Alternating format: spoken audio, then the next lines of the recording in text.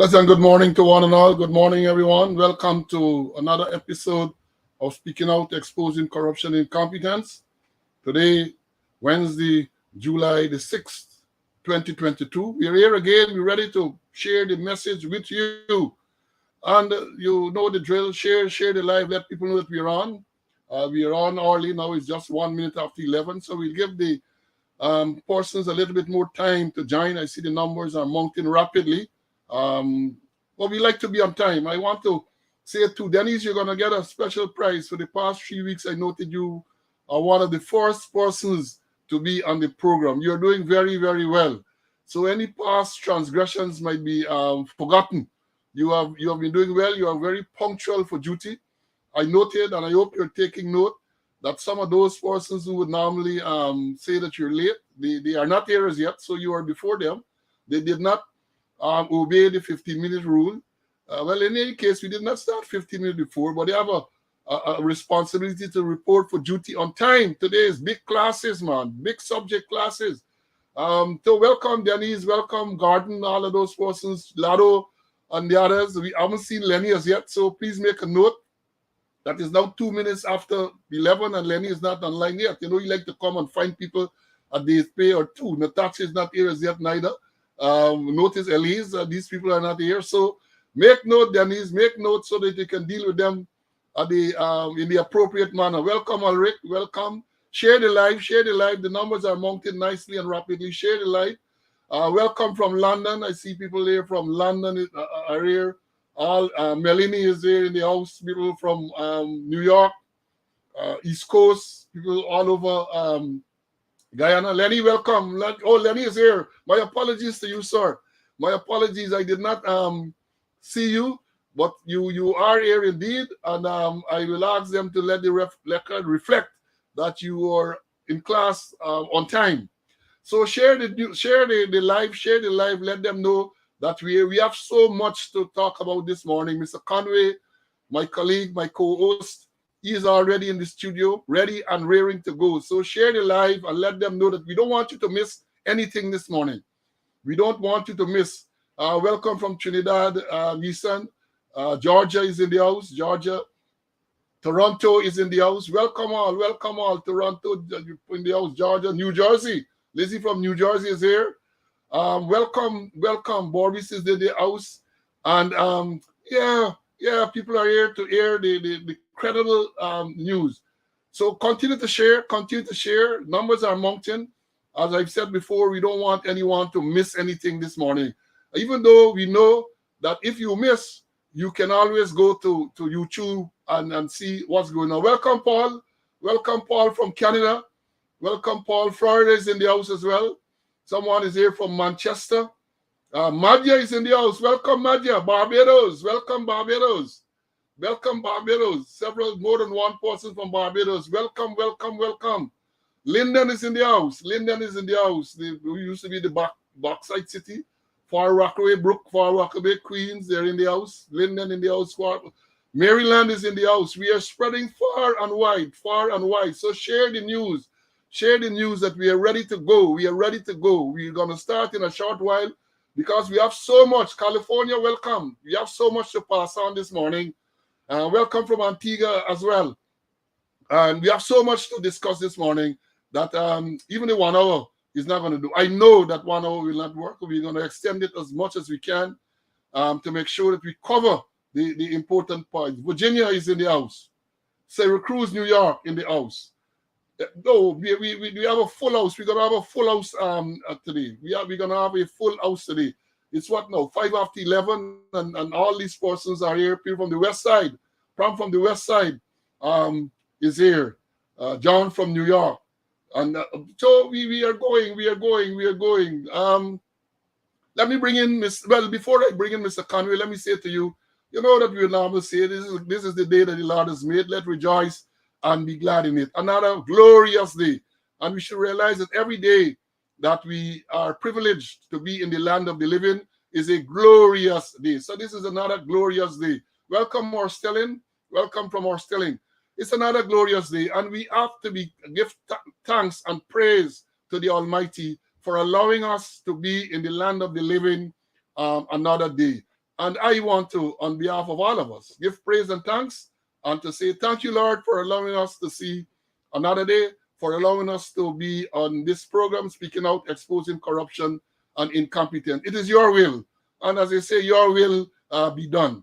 It is your will, and your will be done by us.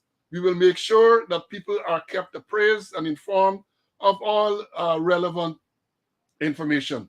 Now, as I said, we are grateful to be in the land of the living. Last week, I did tell you about the passing of a brother, Derek Young. There's no other passing to announce today, but just to update you that I got information this morning that Derek will be buried tomorrow. The arrangements are that they'll be viewing from 11 to 12:30 at Merriman's Funeral Home.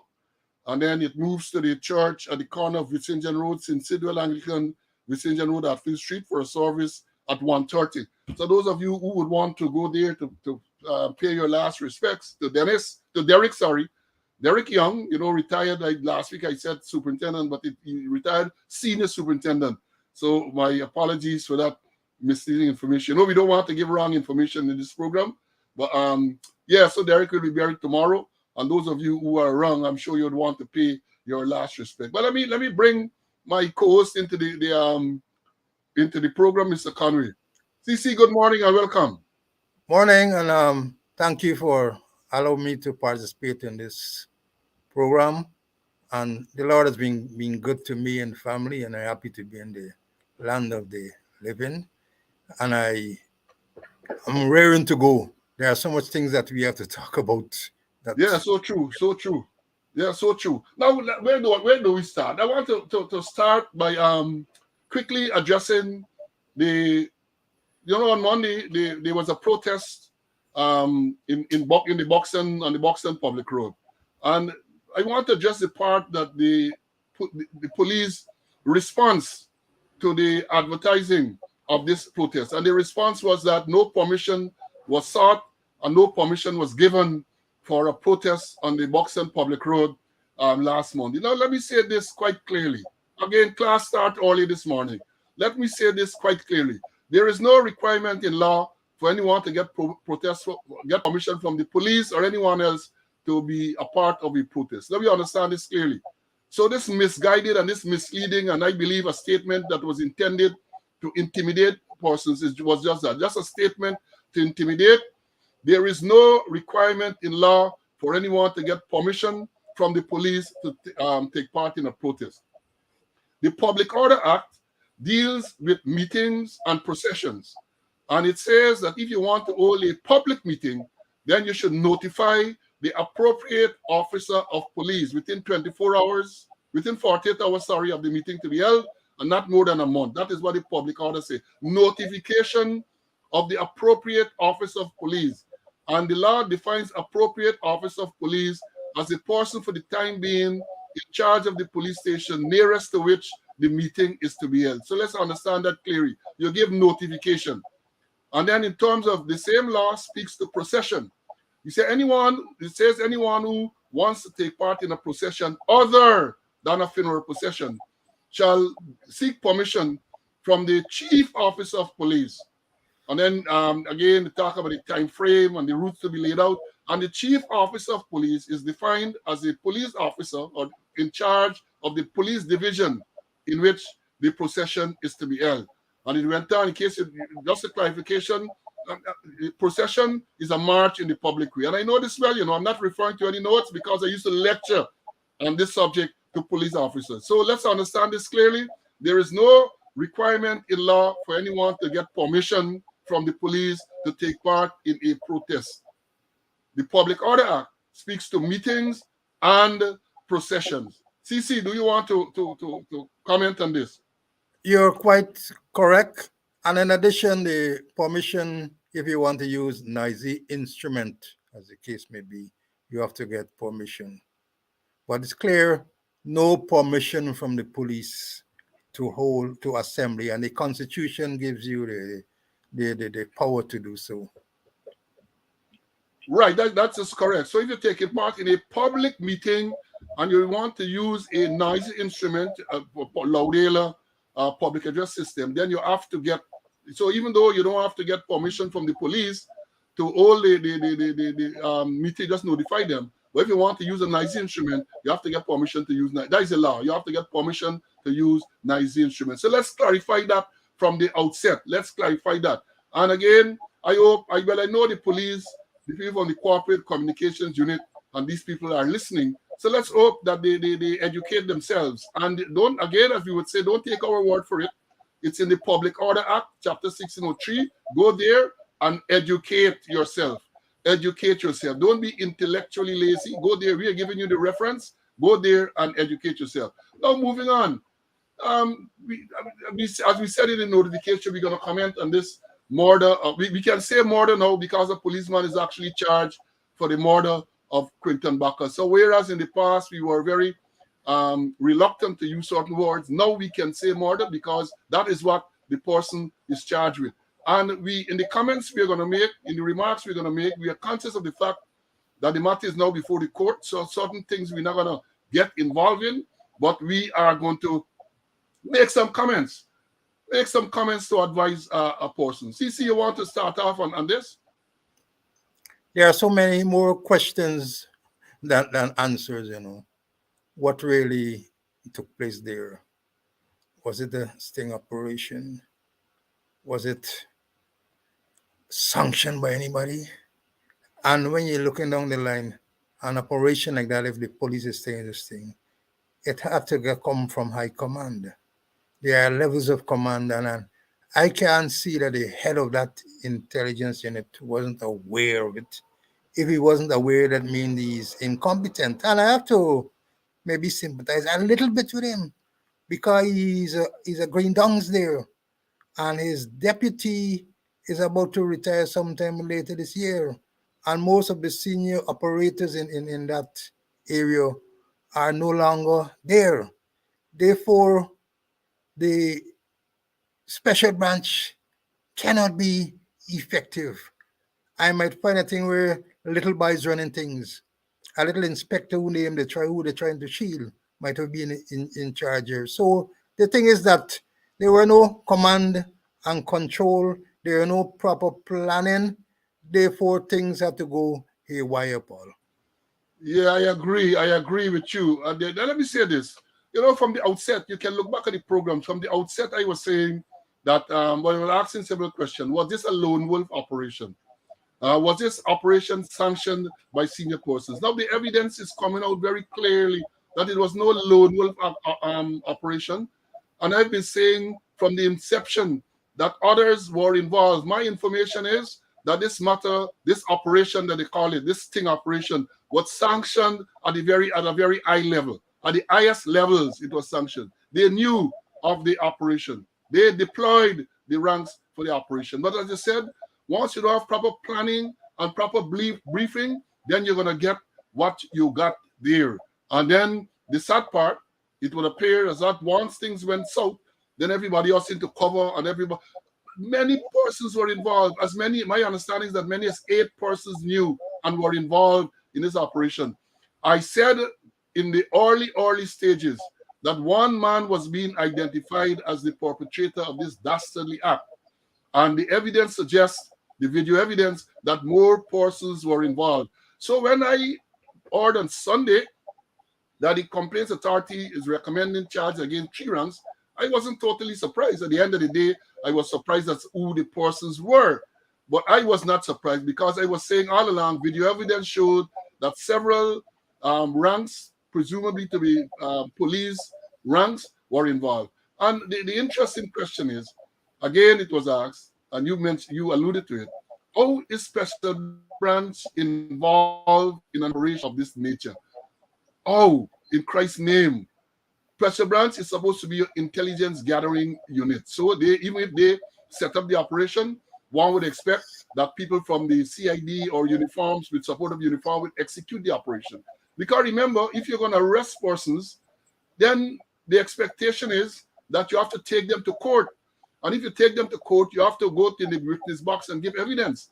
And I don't know that you want Special Branch ranks to be exposed in that manner, to go into the witness box and to be given evidence in a court of law. And it's public. So I really, that the matters like that are not held in camera. So I was flabbergasted to see what is going on. But I have credible information that the head of special branch and was involved, and he got sanctioned from persons senior to himself for the operation to go. I got credible information too that members of the of CID, an officer from the CID, was involved in that operation, as well as the others that you said they're trying to shield, because the man who is they're trying to shield was on the ground. This wasn't Constable Dinabriga or Lance Corporal Dinabriga and Lance Corporal Singh and these people alone. There was at the time an inspector from Special Branch on the ground. So how come those persons are shielded and are not liable? You want to tell us how come, Mr. Conway, that these forces are not held accountable? Well, it's cover up, And as we mentioned on a previous program, apparently there was no order. Normally we have operation order. I mentioned in the program before, information, intention, method, administration, and critical is briefing. The information we got is that this guy who they say was attempting to sell a weapon to the person there, unknowing that it was a policeman, that he was about to sell, he had two weapons. And he said, hey, look, I get a partner who brings weapon across the border regularly, and I could supply you with weapons all the time.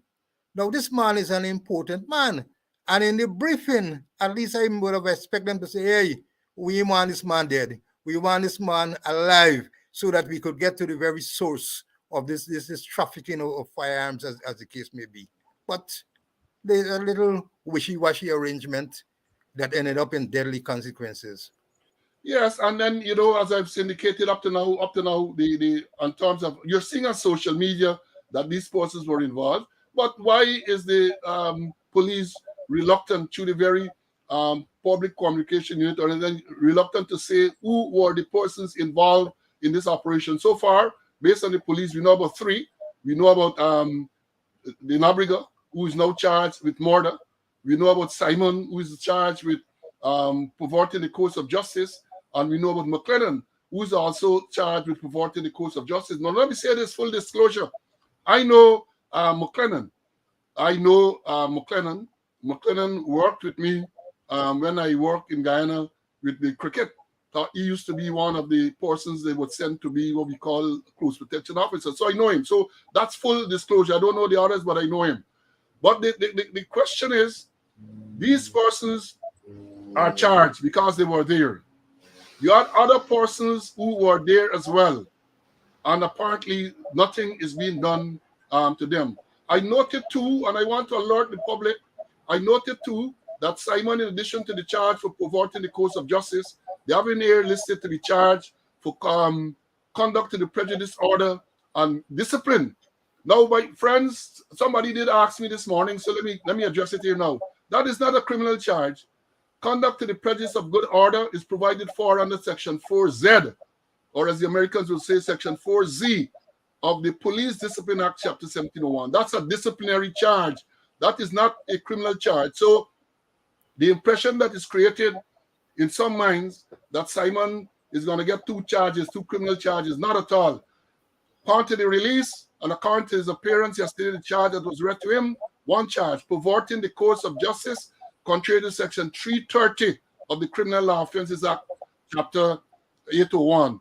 And just for your information, a quick perusal of the act will show that the maximum penalty on conviction for that charge is 2 years imprisonment. That's the maximum present penalty, 2 years imprisonment. And again, we are not saying that we're not clamoring for people to be charged, but we're saying that when a proper investigation is done, all those who are culpable should be held accountable. That is my point. All those who are culpable should be held accountable. And let me go on. If you check my page this morning, I put up something there, the ways in which a person can be connected with a crime. There are 4 ways a person can be connected with a crime, and it is there on the page. You can go and read it, educate yourself. One is as a principal in the first degree, two as a principal in the second degree, and it is explained in detail on the site. And we don't have the time now to explain it in great detail. And then you can also be implicated as an accessory before the fact or an accessory after the fact. Reading those definitions will raise a lot of questions as to why others who are on this operation were not charged. Mr. Conway. Yeah, but I agree with you. And then in criminal investigation, my training that when you're investigating, you should deal with the facts in issue, facts relevant to the facts in issue, facts which introduce and explain. But I think the investigation, I don't know, I haven't seen the report, but I want to suspect that it was broader than criminal. There must have been many other disparate offenses there being breached involving very senior officers. And they should really look at them, not only the criminal aspect, but the disciplinary aspect, not only for Z, there might be many other because the act calls from for A to Z. And I'm sure there are many other breaches that took place there. Well, I'm sure too. I am sure there would have been many other breaches, and if you're gonna single out one breach, conduct to the prejudice of good order and discipline, why not identify others who were involved, even if the investigation did not find them criminally liable? I am sure that they might have been breaching the police disciplinary code, and therefore they should be held accountable. Now, again, to inform and to educate the public on the way forward, these people are charged and remanded. The 3 policemen were charged yesterday and they're remanded. Now, the thing is that once they're remanded, the next step should be for them to be interdicted from duty. The next step for the administration, and I hope they're listening, is for the persons to be interdicted from duty. Information came to my attention some time ago that a man who was charged with a very high-profile offense not so long ago is still on the job. I'm not going to give them more information. Let them go and do the research. But a man who was charged in a very well-publicized matter a few months ago is still on the job, so he's not interdicted. But once a police rank is charged for a criminal offense, if the rank is below the rank of inspector, then the police commissioner should interdict that person from duty. Now, they normally used to interdict and place on half pay. Now, that is challenged, yeah? Whether you can deprive the person from pay while they're interdicted. But the practice has been, and still is, that the person is interdicted and placed on half pay. Now, once they are placed on half pay, in respect to this disciplinary charge that you see against Simon, I think is his name.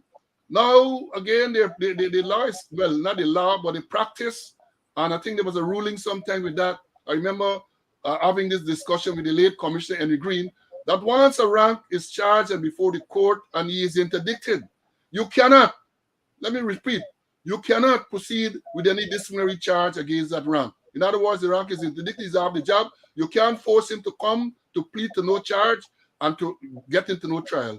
You have to then wait until the outcome of the substantive matter. And if it is that the person gets off and is reinstated into the job, then you will proceed with the disciplinary charge. And next thing, and no less a person than the Attorney General alluded to this some time ago, of the illegal act on behalf of the administration, because once, in this case, these men are charged. There is no legal authority to have them dismissed from the force pending the outcome of the charge. Let me repeat that.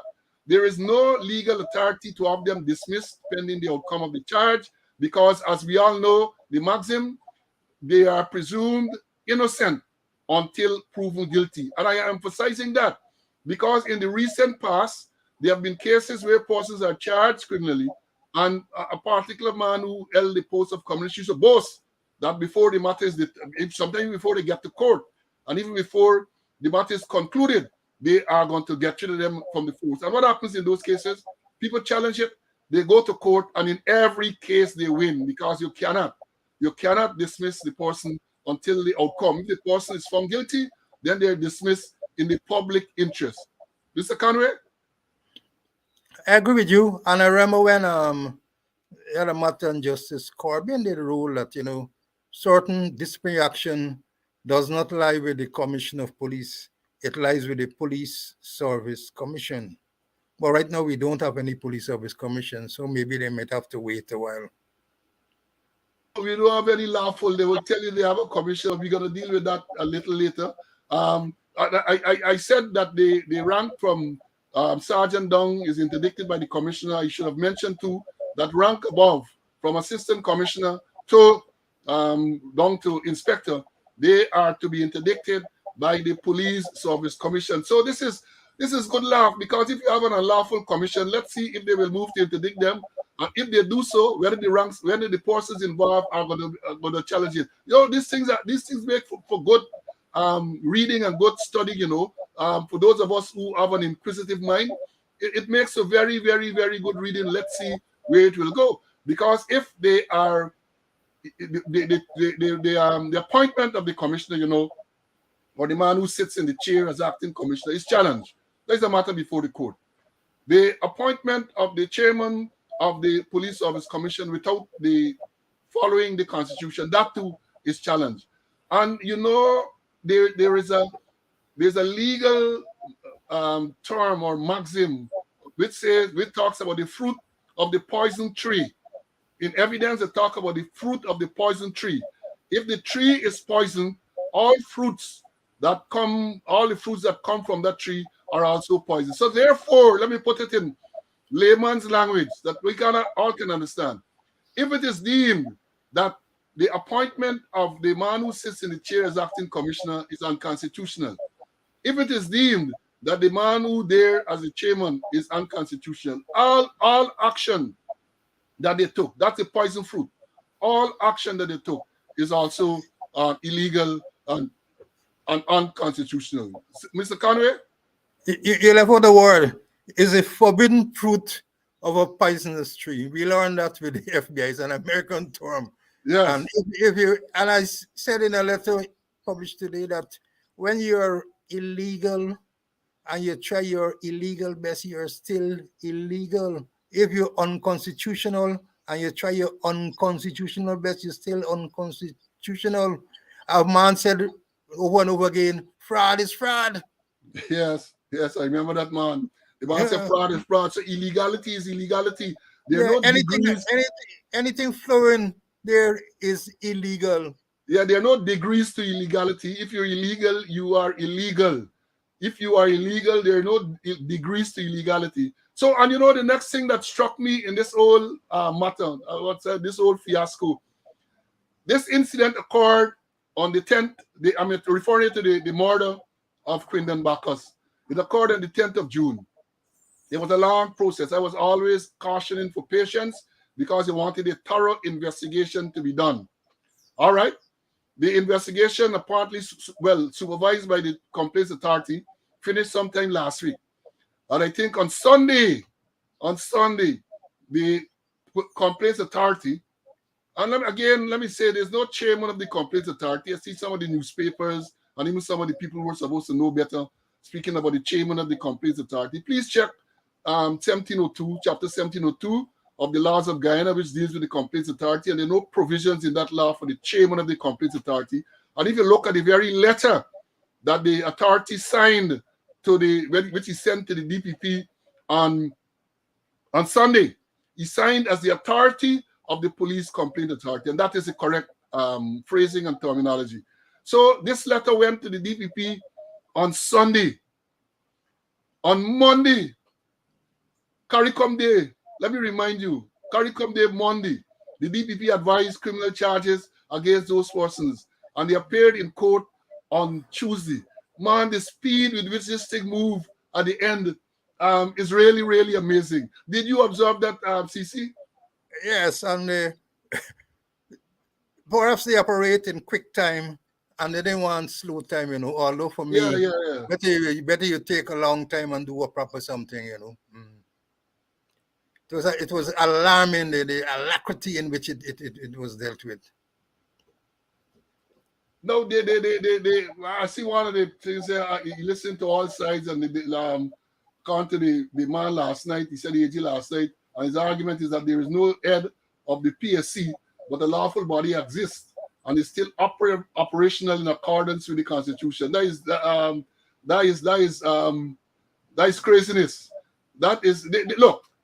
We let me jump into this thing right away to address that question before we move any further. You wrote a letter on the composition of the Police Service Commission. Do you care to address that? Do you care to, at this stage, inform our loyal listeners as to what the Constitution says about the appointment of the Police Service Commission?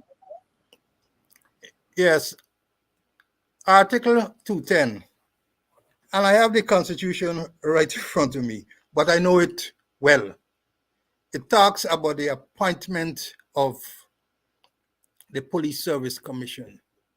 And it specified that there must be 5 members, 4 from nomination by persons or bodies who have appear to represent the interests of the members of the Guyana Police Force.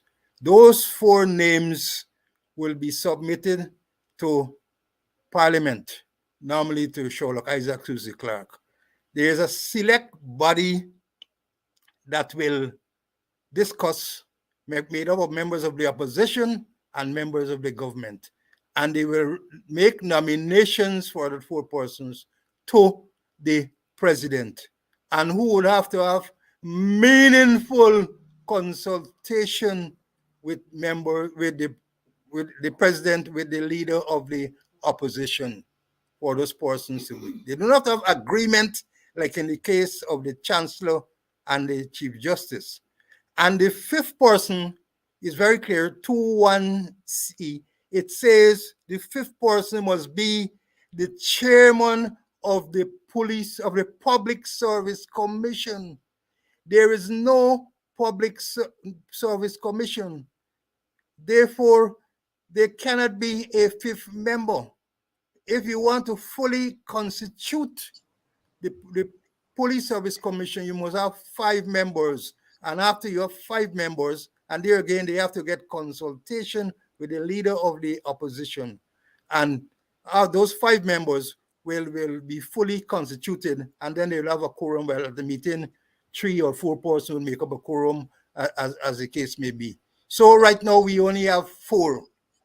And 4 cannot work. You must have 5 members of the Police Service Commission. And critical, the Constitution states the chairman of the Public Service Commission. That body tormented over a year ago. Yeah, well said, well said. And again, as we say, look at the Constitution. Look at the Constitution. Don't listen to Slow and Conway. We are not lawyers, they will tell you. They will want someone that will tell you that we are rabble-rousers. We are just talking because we have big mouths. But look at the Constitution. The Constitution speaks about the composition of the Police Service Commission. And as rightly pointed out by my colleague, it says that they must have the chairman of the Public Service Commission, along with those other persons. So if there's no Public Service Commission and no chair, you cannot have a fully constituted Police Service Commission. That is clear as crystal. You don't have to go, even if you went to that particular school over the river, you have to be able to understand that if there is no Public Service Commission, you cannot have a fully constituted Police Service Commission. And my argument is that if you don't have a fully constituted Police Service Commission, then you can't talk about quorum and all of that. You have to first make sure that you have a fully constituted, lawfully constituted commission, and then you can take it from there. So let them say what they want to say. Let them try to hoodwink and to fool people. But those of us who can read, can comprehend, will know. As one man will say, we big, but we ain't stupid. We big, but we ain't stupid. We can see what is going on here. So let's understand that clearly. Let's understand it clearly. Now, moving on. I made the point too in the about the accessories, and again I say I encourage you to go and read.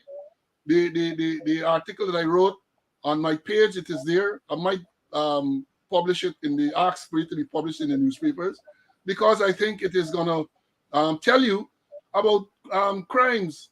Our person is connected to the crime, and this is coming back to the Quindon Bacchus murder. So you don't have to be a person who pulled the trigger to be culpable in this crime. You can be an accessory before, you can be an accessory after the fact. And if you read the definitions for accessory before and after the fact, I form the impression that more persons in that operation might very well be criminally liable. That is the impression I form from hearing what they said and reading what the law says about accessories before and after the fact, including perhaps all those, as we said before, who sanctioned the operation. Maybe they're not accessories to a criminal offense, but certainly they would have breached certain protocols. Certainly they would have breached certain protocols. Now let's move on. But Paul, before you move on, Paul, just coming back to the Clinton Bacchus murder, disclosure yesterday in court, the prosecutor is quoting as saying that the gun that they found on Bacchus wasn't working, was out of order. So how is it a gun that isn't working, he fired shots at the police? Well, very good question, and therefore, I had it noted to talk about. So thanks for reminding me about that. Now, the whole story is, they claimed, if you remember, the first release issued by the Police Corporate Communication Unit in this matter was that this man, Quindon Bacchus, the now deceased person, was acting suspicious, and a patrol approached him, and he opened fire on the patrol. The patrol returned fire and fatally shot him. That is the first release. A few hours after that, a next release came out to say that this was a sting operation. This was a sting operation by members of the special branch. Well, I don't think they said members of the special branch at first, but they said this one man, the Nobriga, a sting operation. And when he pursued the suspect opened fire on him, and they were forced to return fire, fatally shooting this man. Now, I am saying this. The fact that it was revealed in court yesterday by the prosecutor. This is not the defense saying it, This is the prosecutor. The prosecutor represents the police, represents the state. He is saying that the gun that was allegedly recovered, and I'm using this term carefully, the gun that was allegedly recovered from the deceased persons wasn't operational. Therefore, what he's saying by extension is that the man could not have fired by the police. And therefore, I'm saying all those who gave that statement that the man fired at the police must be liable for some criminal offense. There too, they would have said that in an effort to cover up. And I believe that too is perverting the course of justice if you look at section 330 of the Criminal Law Offences Act. So we need to highlight that. The fact that the gun that is alleged to have been in the possession of the deceased person wasn't operational. That then it means, therefore, the statements that they gave, whoever gave that statement, that the man fired at them, they were lying. They were trying to cover up. That is perverting the course of justice. And they too should be held accountable. Every single one of them who made that statement or supported that statement, it will be criminal liable. So let me understand this thing clearly. So I'm glad that you brought that point up. I'm very happy that you did. Now let's go to the recent promotions. Now let me start off by saying this. I see a lot of people, some of these, some people call them trench crapper, some people call them toad, they call them amphibian. Some of them say now other thing about slow don't want people to get promoted and Canby don't want people to get promoted. Rubbish. Right? When I chaired the commission of which you were a member, we, from every year, and even in between, we made promotions in the Guyana Police Force. When we attempt to make the promotion in 2020, December 31st, 2020, is the police in the form of Brutus, Karimbash.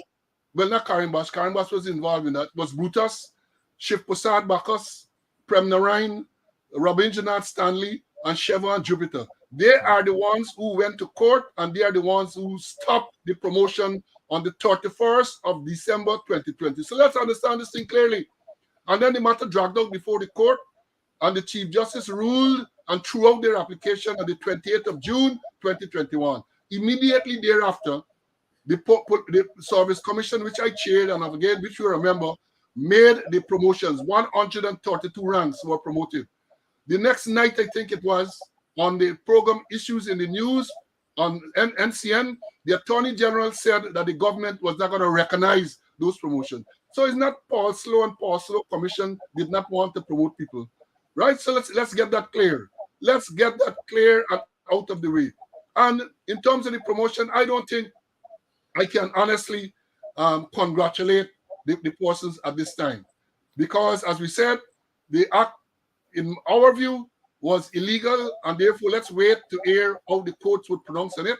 And we don't want to make any premature or to give any premature congratulations to those ranks. And we noted that many of the ranks who are now promoted were ranks who we had promoted back in 2021. So there should be no conflict there. There should be no conflict. But we just want to make sure that the process is a lawful constitutional process. That is the issue. So y'all put it in your pipe and smoke it, get it right. Paul Slow, Conway, and our commission did not try to stop you from getting promoted. What we did was to make sure that the rules were followed. The standing order was followed in relation to persons who are qualified, in relation to persons who are pending disciplinary matters. They said that they should not be promoted, and we were following that. We were following that. CC, let me hear you there. Yes, Paul. The whole thing is, I can't find a word to describe it. They made a mockery of this whole thing about promotion. Imagine they're referring to as a bishop now, Bishop Finlay, on Friday in an interview with a person who is one of the public relations officer of the man who's sitting in the chair as commissioner of police. He said, and I don't expect a bishop to lie. I know quite a number of bishops who will normally lie, but I don't expect this one to lie. He said that he did not receive the recommended list of promotion from the Guyana Police Force. He was waiting on, he said, the commissioner. That's Friday. There is a government order dated Saturday, signed by the Secretary of the Police Service Commission to some government bodies, the commissioner, the ministry, and the persons, stating that the following persons were promoted. I think it's 253 of them. So my point is, Friday, you didn't have the recommended list. But Saturday, an order could go out. Did they do any due diligence? Did they have time to check for the files? We used to check every individual files, because you can't depend on the list that coming from headquarters.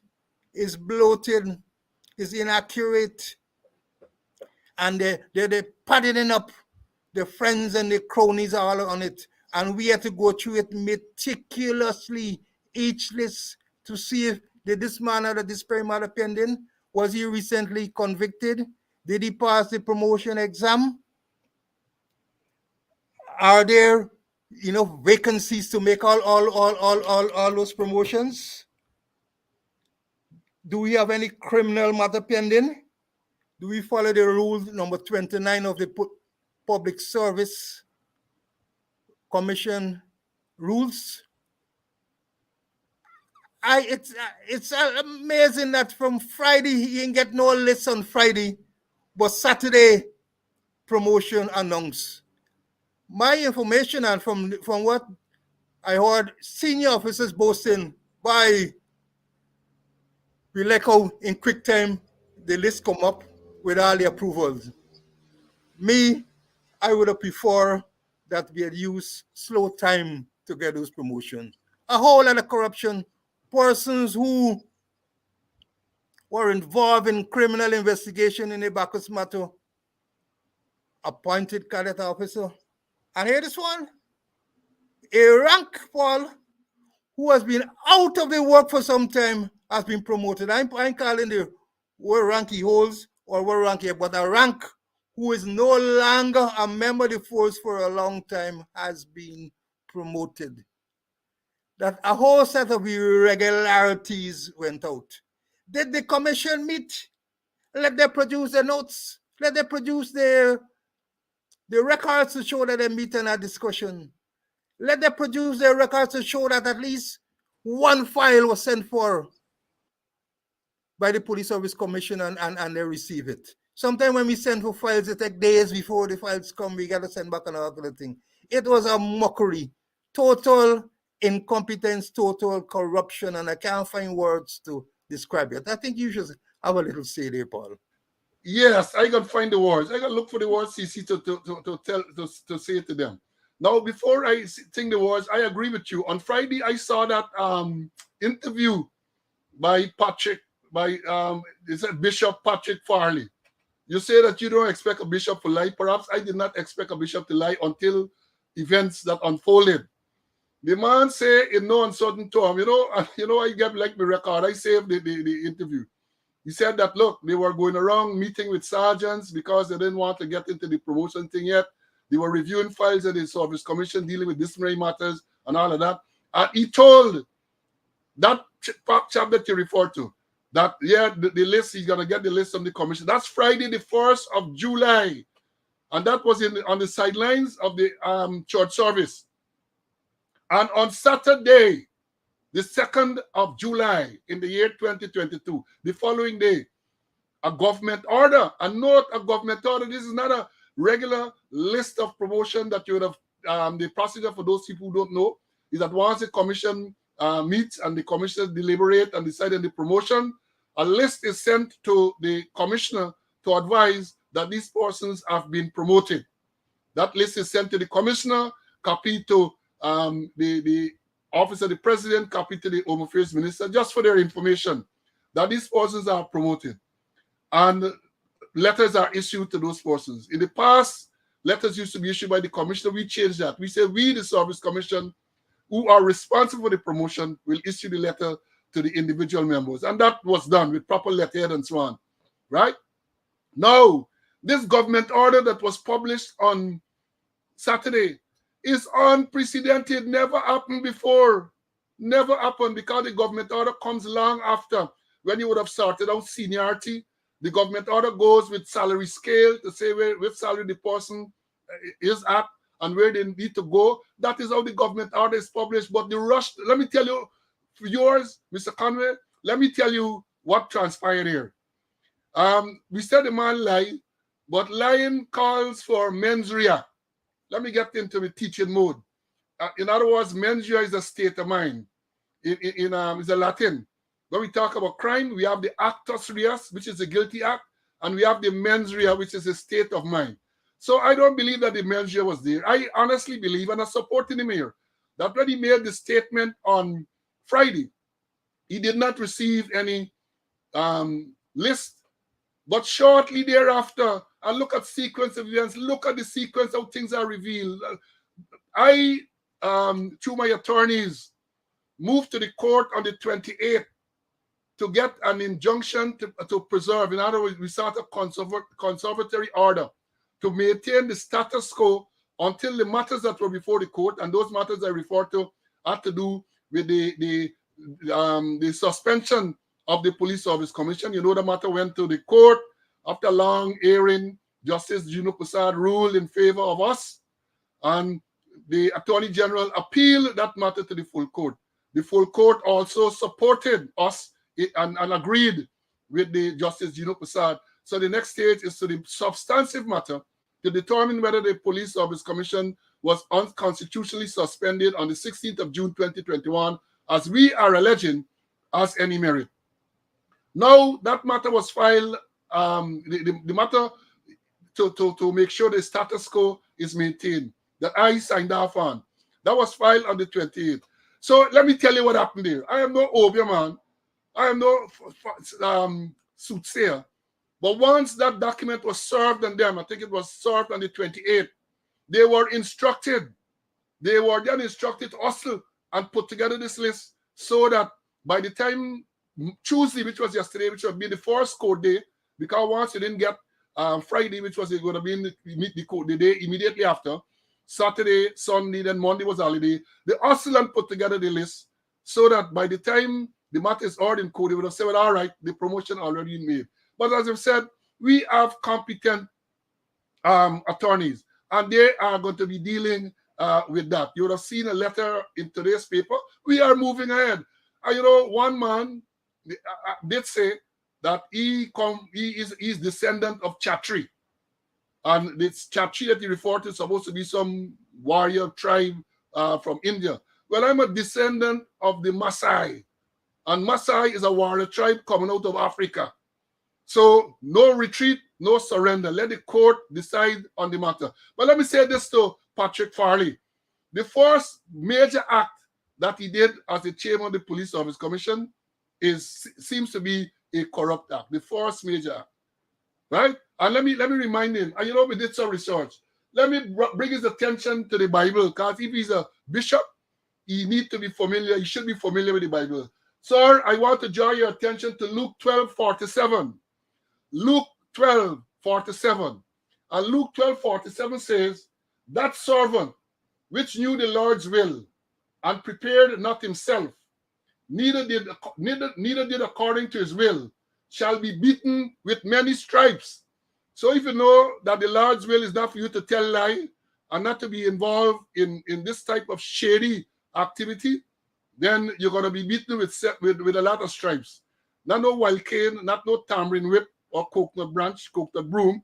You're going to get licks, not by me, by the maker that you're supposed to be preaching about. The mayor that you're supposed to be cheating about. So let me understand this. And there goes the credibility. I have been stressing this for a long time, that in order for you to be in certain position, you have to be credible. You have to have credibility. And right away, Mr. Bishop, your credibility gone through the window. Because you said on Friday that you weren't ready, you're going to go through a process. And I noted, as my colleague, Mr. Conway, said, show us the minutes where the commission met either Friday, Saturday, or Sunday to deliberate and consider this promotion. Show us the list. And I'm saying show us the minutes. There is no such minute because no such meeting was held. The list was given to you. Instructions were passed to you, it appears, and you just decide, and you didn't even sign, because the list that was sent is signed by the secretary. Jai Gobind Jai Singh is the person who signed the order. Even that, normally another person signs the order. So instructions pass, and they fall in line and they cover down. But let me see, we'll see you all in court. We got to see you all in court at the right time. So they say they're not done, crying not done. So there's nothing for some people to celebrate. There's nothing for some people to celebrate as yet. So let's wait and see how the court will rule. I am a man of the law. I'm a man of the Constitution. And I'm saying that we must follow the law. We must follow the Constitution. It would appear that this government is bent on not following the Constitution. We have the unlawful suspension of the Police Service Commission. We have the unlawful appointment of the man to acting commissioner. We have the unlawful unconstitutional appointment of the chairman of the Police Service Commission. And it looks like this unlawfulness will continue. They can go on the NCN and use all the propaganda they want to use to justify this action. But at the end of the day, right-thinking people who can read and comprehend will see exactly what is going on. We'll see exactly what is going on. So, CC, I've said a mouthful. All right, let me say a couple of other things too. Like you, I did not congratulate a single person who they said that they promoted. I'm quick to congratulate them. Somebody congratulate even before the announcement is made. I did not, because I don't believe that we should be part and parcel of the fruit of a poisonous, the forbidden fruit of a poisonous tree. I should have mentioned also that there were tremendous supersessions One man jump about 180 something persons. You have an inspector gone to superintendent. We have 15 assistant superintendents has moved to superintendents. Perhaps they are good jumpers, they are good triple jumpers or broad jumpers. We should really send them to the Olympics. Yeah, take a pin. The triple jumpers because I was at the Commonwealth Games when we won the gold medal. The last Commonwealth game when we won the gold medal in triple jumping. So we can have some more people taking part. I was there at the time. So yes, you're right. Let's up it to the Olympics, and the whole thing is really illegal. And for me, church and politics mustn't mesh. They are strange bedfellows, to use some famous words. And the whole thing made a mockery of the laws of Guyana, a mockery of the Constitution of Guyana. I heard the AG in boxing and they talking about adherence to the commissioner. Well, this case, they didn't adhere to the commissioner, to the commission and the Constitution of Guyana. So the whole thing stinks with irregularity, as the case may be.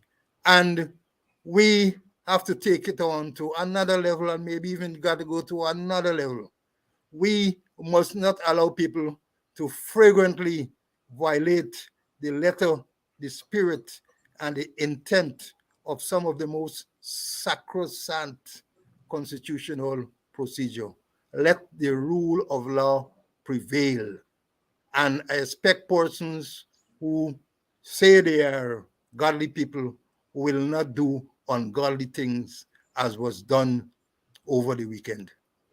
Thank you for that. And let me say this, the whole process is so compromised now that every single rank who was promoted there is somewhat tainted. People questioning. And there are some people who deserve the promotion. I have no doubt about that. People who deserve the promotion, but it's a process we're talking to. It's a unconstitutional process, and therefore they are tainted by that whole process. And let me say this, let me highlight this. It would appear that though the standing order which says, and the ruling of the Chief Justice which says that disciplinary matters can be taken into consideration to deny personal promotion, that has gone through the window because several persons who have pending disciplinary matters, including the names, those who challenge, have now been promoted. People have been promoted even though they have pending disciplinary matters. And I say to the ranks who now have pending disciplinary matters, or who will have pending disciplinary matters based on this precedent. A pending disciplinary matter is no longer a bar to being promoted. So if anyone is going to tell you that you're not promoted because of a pending disciplinary matter, you now have every right on the grounds to challenge that. Because based on what just transpired, several persons, and you know them, we called the names earlier, they have pending disciplinary matters. And then the issue about a man who is charged, the sergeant who's now charged with perverting the course of justice. Again, the corporate communication unit came out with a whole set of balderdash, a whole set of rubbish that basically they're saying that the complaints authority only advised on Sunday and therefore they had already gone ahead with the process. All this nonsense. This incident occurred, the shooting of Bacchus, the killing of Bacchus occurred on the 10th of June. You want to tell me that the administration of the Guyana Police Force, even as incompetent as they are, they know that ranks who were involved in that operation were likely to face sanctions? They did not know that. If they did not know that, they are even more incompetent than we can imagine, right? Because even that nonsense that the corporate communication unit puts out, I know of cases where at the last moment, because something happens, as in this case, you pick up the phone, the commissioner pick up the phone and call the commissioner and say, look, something just happened and we're recommending that this person should no longer be on the list. All that happens. Whether it's when I was in charge of the TSU, Derek Thompson was operation man. You meet and you discuss promotion, and immediately before the promotion is released, he would call you as the commander and say, slow, these lists of people who from TSU what report, is there anything now preventing us from going ahead? And we could say, well, no, sir, or yes, sir, as the case may be. So there is that mechanism in place. So this rubbish that the corporate communication unit wrote, seeking to justify why a man who is to be charged on Tuesday with a criminal offense is promoted on Sunday is just that. It's just that. It's rubbish. It's rubbish. And you mentioned again a man, it's so much rubbish that they promote a man who no longer get the job. So Lado, Lenny, Denise, and others, I know you're all regulars, old police. All those you left the work, you can now go for your promotion, yeah? Because a man, again, the precedent is there. A man who is out of the job has been promoted. I ain't gonna tell them who we name. I ain't gonna tell them what the rank is. Let them do the research. I know that the man out the job and the man get promoted. So Denise, put in your papers to get your thing. And as Mr. Conway said earlier, a man who from inspect, a man with no special qualification. That is how this force has come. That's what this force has come to. The man, I don't think he has a diploma. Perhaps he has 2 certificates, his board certificate. And I hope he board certificate and around like a next man. And if he's married, he gets his marriage certificate. That's the only certificate this man gets. This man moved before. And this was a man who was there at Ashman Building with the opposition leader and them when it is alleged that attempts were made to break into the chairman's office. He's a man who was on duty in another division, found himself in this in a division to be involved with these politicians.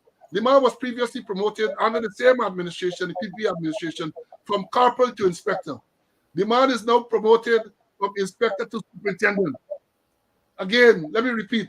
The man is now promoted from inspector to superintendent. Yes, Terence. Terence as an old police, all old policemen can now apply to get their just promotion that you believe that you have gotten. And this is a man who has no special skill or qualification. When you recall the man, this CC, you failed to mention, man, this is payback. This is payback because this is a man who was installed illegally as the chairman of the police association, and now the man is promoted from inspector to superintendent of police. So he jump chief inspector, you could say he jump cadet officer, he jump assistant superintendent, he jump assistant superintendent on probation, he jump deputy superintendent. And according to my checking, the man would have jumped more than 180 persons. He would have superseded more than 180 persons. Now, how can that be fair? How can that be fair? You made the man, I remember in the conversation that caused that started this whole issue, where they moved to suspend this commission and all of that. And again, they moved to suspend the commission because we weren't taking political directions as this one appears to be doing. We weren't taking that. So they came after Slow and after Conway, and then eventually after the entire service commission. So they did that to get the people they want, who can rubber stamp whoever they want to have rubber stamp. So one of the men who the man had indicated, the president had indicated and asked about, see the man promoted from sergeant to assistant superintendent. The man didn't even write up to the time when we left the commission in 2021 on the 8th of August. The man had never written the promotion examination. And there is no, in the rule, there are no exclusion when it comes to an officer. You must write, according to the rule, you must write and be successful at the appropriate qualifying examination. But see, you know about that because you used to be in charge of training. The appropriate qualifying examination. That is so true, Paul. So true that you must pass the exam. If you don't pass the exam, you debar from being promoted. But just getting back to this jumper, this triple jumper, I think it's payback time. He's been rewarded because from the information we got, or from what is being rumored, that the association was given a list of names of persons to be nominated to become members of the Police Service Commission. So the association, remember, he's the head, given the list without things coming from the floor. So the list sent to Parliament, and coming out of that list, he came up pure those men were unlawfully, on, without consultation, meaningful consultation, sworn as members of the Police Service Commission. So they paying him back. Big jump. They're paying back. He getting back pay. And you got to be careful too, Paul, because in this age of corrupt of concealing things, covering up, they might very well that civilian who they promoted, that civilian, they might very well call him and swear him and make him a police, in this secret swearing and all kind of thing. So they might bring him back and swear him and say, yes, he's now a police, as the case may be. But we can find out what's going on there. So civilians now are being promoted in the Guyana police force. And we're not going to talk about rank. Let them contradict us. Now, this is a whole joke, you gotta laugh. Now, the next thing I want to mention, and this is something that people have not been following up on. Some time ago, some months ago, if you recall, the man who sits in the chair of administration made a statement when they had this interaction with the university to deal with the trainers. And he said that words to the effect that I think something seems to be a problem, use of force or something like that. So much so that the United States State Department, as what the word you use, as blacklisted, as blacklisted locations and individuals. So I want to know if the blacklist is still there.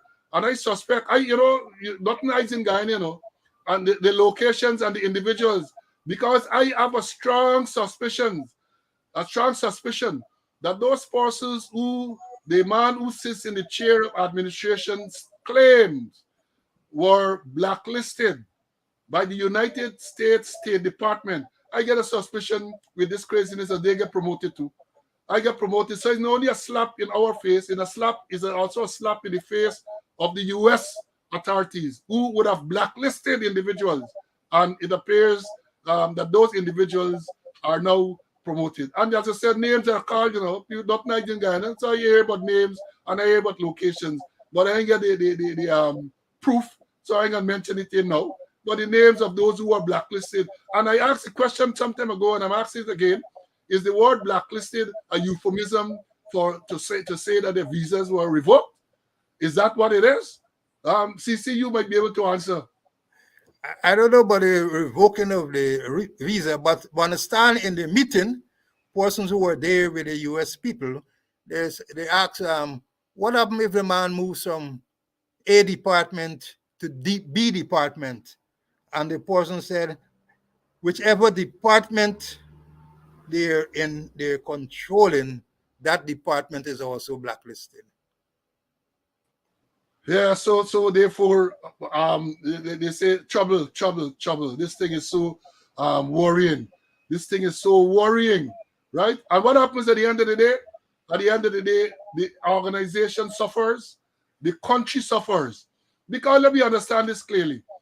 If what this man who sits in the admin position is saying is true, and we have no reason to doubt him, that locations, according to him, and individuals have been blacklisted, one can very well then anticipate that there will be no cooperation with that unit or those individuals. And if they hold senior positions, then the whole country is going to suffer.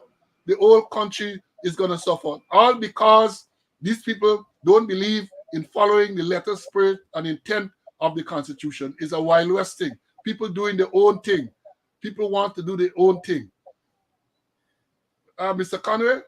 Yeah, I believe in what he said. I listened to those words very clearly, and I made a note of them. And I believe him because I expect him to tell the truth. And I know he spoke the truth because he's not a bishop. You said it good. He's not a bishop, and then he will speak the truth. He will speak. God expects him to speak the truth, but the truth is a stranger to some of these people. Things like truth and credibility, a stranger to them. And again, I want to say this. If you are saying that you made promotion, show us the record. I hope that a goodly bishop will come and address the issue about the promotion. I saw him in a clip. He's now presenting rank. He was there along with the man who sits in the commissioner's chair. pinning on badge of rank. So like the army, they had a badging ceremony, pinning on badge of rank of some of the people who were recently promoted. Some of them with the same pending disciplinary matters. Some of them are so tainted. And again, I say, the ranks below know, the ranks below know all those who are corrupt. The ranks below know their business. And once they know their business, they have no respect for them. They are fearful of them. They're very fearful. I can tell you now, fear has permeated the force. People frightened to talk. People frightened to say certain things because they're afraid of being victimized. And that is a real fear. But that doesn't mean respect. You can't beat people to respect you. So let me understand this clearly. People are fearful. And how do you have a police force where people are fearful to tell the truth? What type of police force is that? That ranks in the force are fearful to tell the truth because they might be victimized. And it brings us back to the issue that we dealt with for the Quinton Bacchus murder, because a lot of stuff is now being revealed. And let's hope that the people decide to talk the truth. We don't want you to fabricate anything unless it's to implicate persons. Tell the truth. And they say the truth shall set you free. Tell the truth and let the truth set you free. CC, any closing remarks? Yeah, Paul. Just want to close with the promotion and what they have done. Okay, let me go over that. There are quite a number of officers who really deserve their promotions, some that we had promoted, and I agree that, but there are quite a number of incompetent ones that have gone up. What they did is that they have invoked the spirit of Peter principles, promoting incompetence. And I don't want to be part of that, or I don't want to enjoy the fruits, the forbidden fruits of a poisonous tree. And I know that we'll take the matter further to clear up or to make null and void this unlawful and illegal actions by the Police Service Commission. And I'm happy that certain things are now coming up with the Bacchus murder. Men going to talk. Men going to say, all right, as you charge me now, I going to spill the beans. Although I had threatening them that they swore to secrecy act. But I'm certain things going to come out. And persons must be aware of what is likely to happen when you have incompetent persons, and more so at the top. That's all I want to say.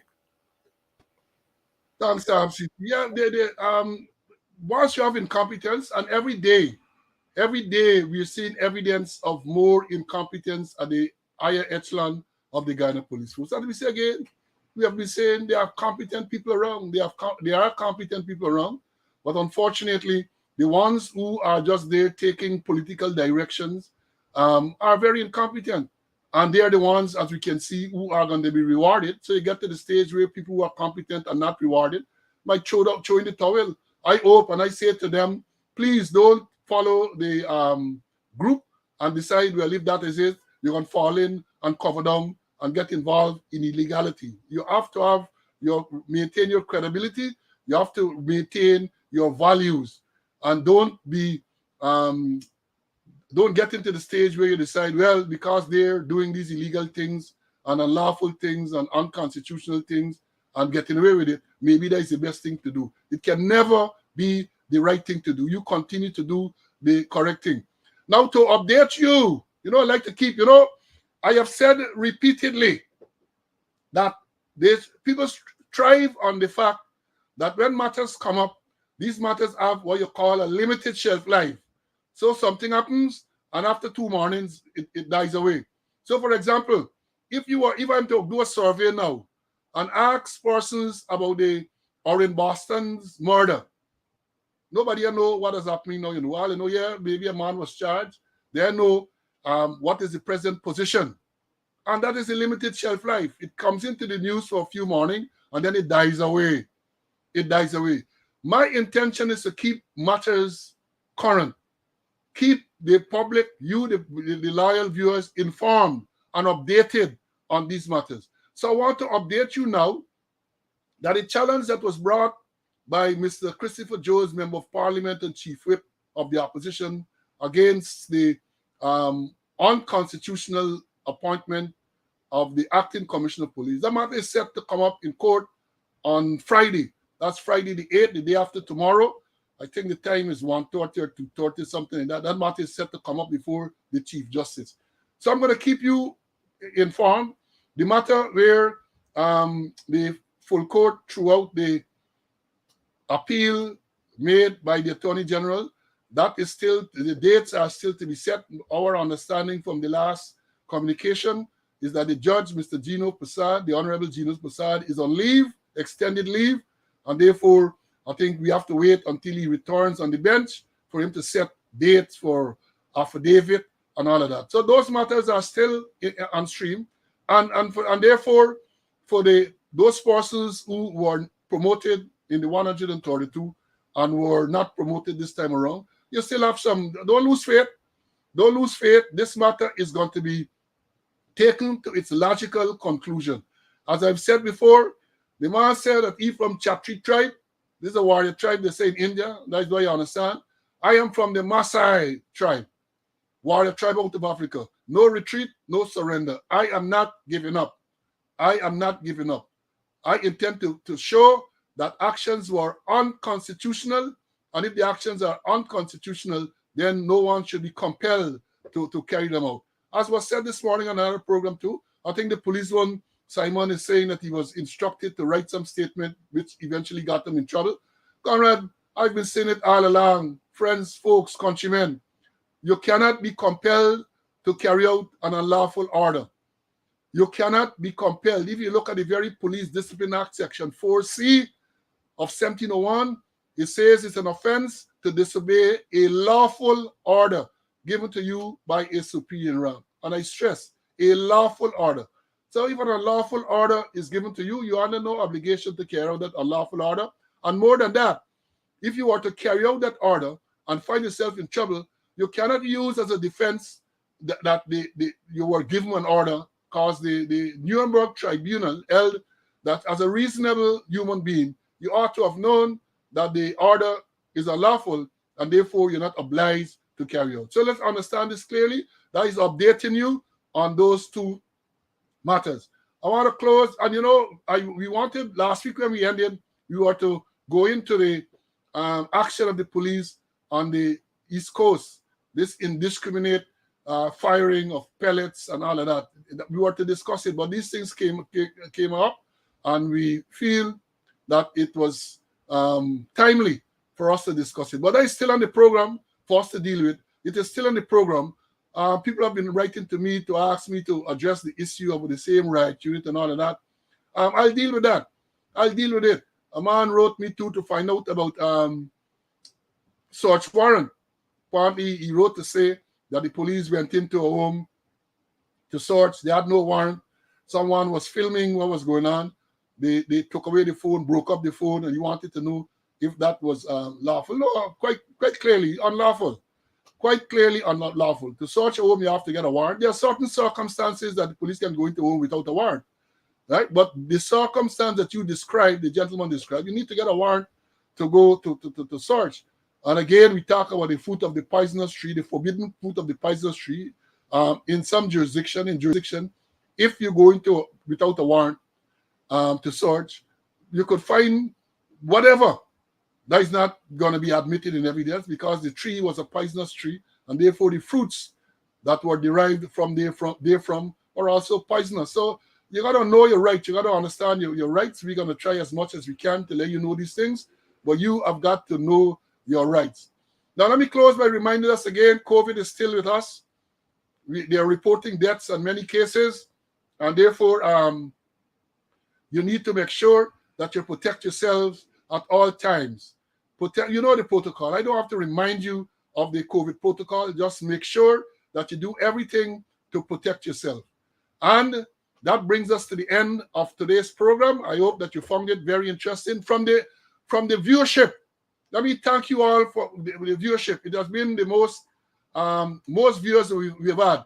We had close to 1,000 live viewers, and we know people view later on YouTube. So that's an indication to us that the word is getting through. People want to hear information. People want to hear what is going on, and we will continue to tell you what is going on. So, God's willing, next week, Wednesday at 11 o'clock, please join me again for another program of Speaking Out, exposing corruption and incompetence. For now, bye. Have a safe day and week. Until next week. Bye.